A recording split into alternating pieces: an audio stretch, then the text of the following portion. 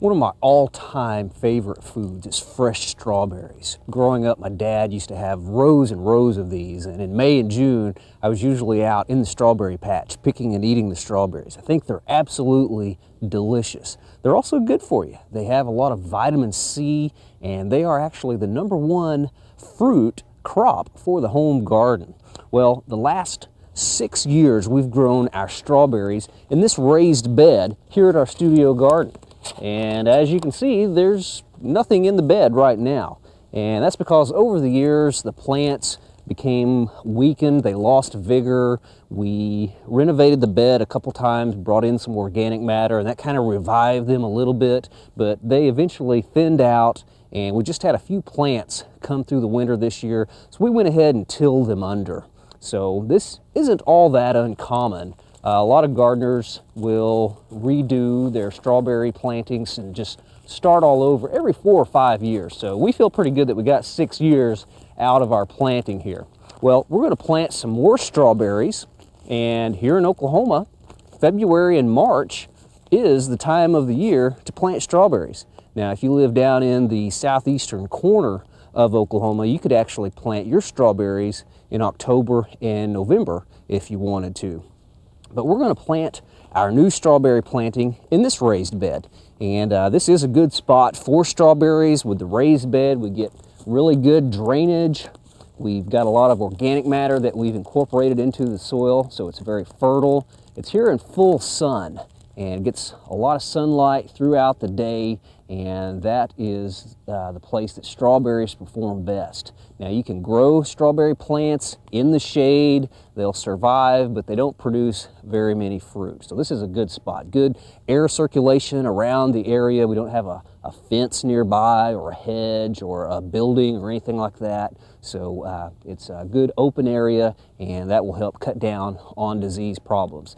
Now, the ideal spot to relocate your strawberries would be to an area where no kind of berry has been grown before, no strawberries or blackberries, and also a spot where there haven't been any tomatoes, potatoes, or peppers. And that's because strawberries can suffer from tomato ring spot virus. Now, I know in a small garden, it'd be hard to find a spot on your property where you haven't grown any tomatoes, peppers, or potatoes or anything like that. And in fact, in this bed, we've grown potatoes and peppers before, but in the area, we've kept it clean, we've kept the weeds out of here, and we didn't have a lot of problems. And with the addition of the organic matter, that'll create a pretty healthy soil, and we think we'll be okay. So another option would be to maybe dig out the soil and replace the whole thing. But we think we'll do pretty good here. Now, another thing to do to make sure you have success when you plant strawberries is to make sure you have varieties that are adapted for Oklahoma. And a good place to get some information on that would be to check out our fact sheet here, Growing Strawberries in the Home Garden. You can pick that up at your county office. You could also go online. You can go to our website, oklahomagardening.okstate.edu, go to our home page, our departmental page, and click on resources, and you can find the fact sheet there and read it or print it out.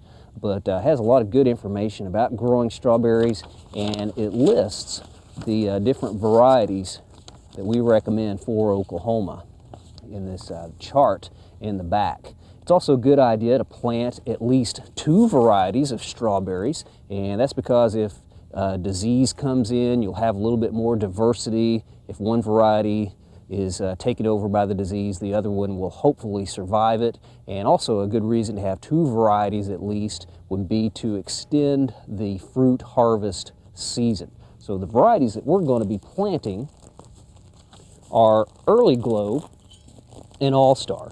And with a name like Early Glow, you might suspect it's a variety that will produce its fruit early in the season.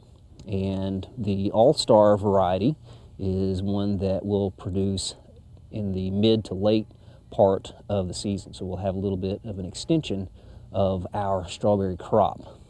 But we're going to plant these here in the raised bed, and we've got them soaking in the water here just so they don't dry out. We got a few of them to plant here, and especially if you're going to be planting a really long row of strawberries. You want to make sure that those roots don't desiccate before you get them in the ground. Now, when you put strawberry plants in the ground, it's important to not plant them too deep or plant them too shallow. And if you can pretend my fingers are the soil level, you don't want to plant them where any roots are above the soil line because they'll dry out and the plant may die. You also don't want to plant them so deep that you get some of these leaf stems and new shoots below ground. You can have more disease problems if you do that. So we want to somewhere here in this crown of the plant have that soil level. Now, if the roots are really long, you can cut those off if you want, but it's not absolutely necessary. But we're going to put some of these in the ground here. Again, try to get that soil line right at the crown level there. And we plant strawberries in rows that are about 3 feet wide, and we try to plant them between 18 and 30 inches apart, and that will depend on the vigor of the variety. The early glow here, we're putting these about 18 inches apart, but with the All-Star on the other part of the bed here, we've got the holes spaced about 30 inches apart because it is a more vigorous variety. It's going to grow a little bit quicker, and we'll get a lot more runners produced in between the plants. Once these are all planted, we'll come and water them in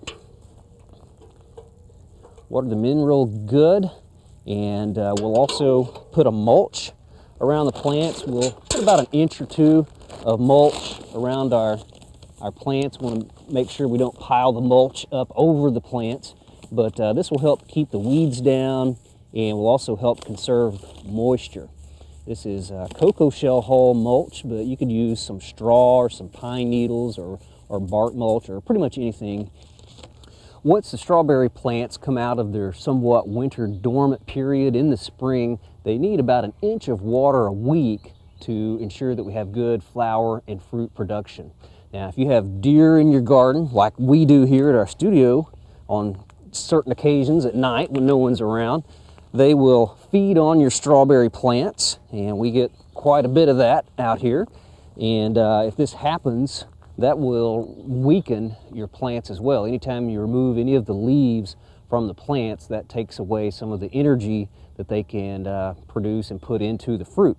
So we've got this barrier that we've made out of an old livestock panel. You can see we've just kind of bent it over here, and once our plants get growing, we'll put that over the row there to keep the deer from getting to our plants.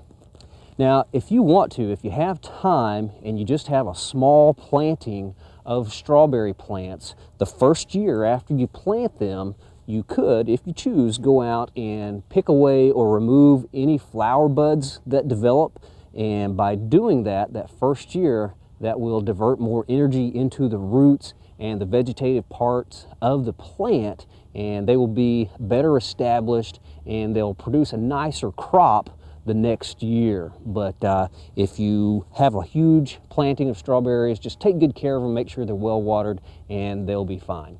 Now, one other very important thing to remember about strawberry plants is that they produce those flower buds in the fall. So September and October is a time of the year that we need to pay close attention to our strawberry planting, make sure they're well watered and growing in a good healthy manner so they can produce lots of flower buds, so we'll have lots of strawberries for the next year. So if you decide to plant some strawberries, remember February and March, the time of the year to do so in Oklahoma.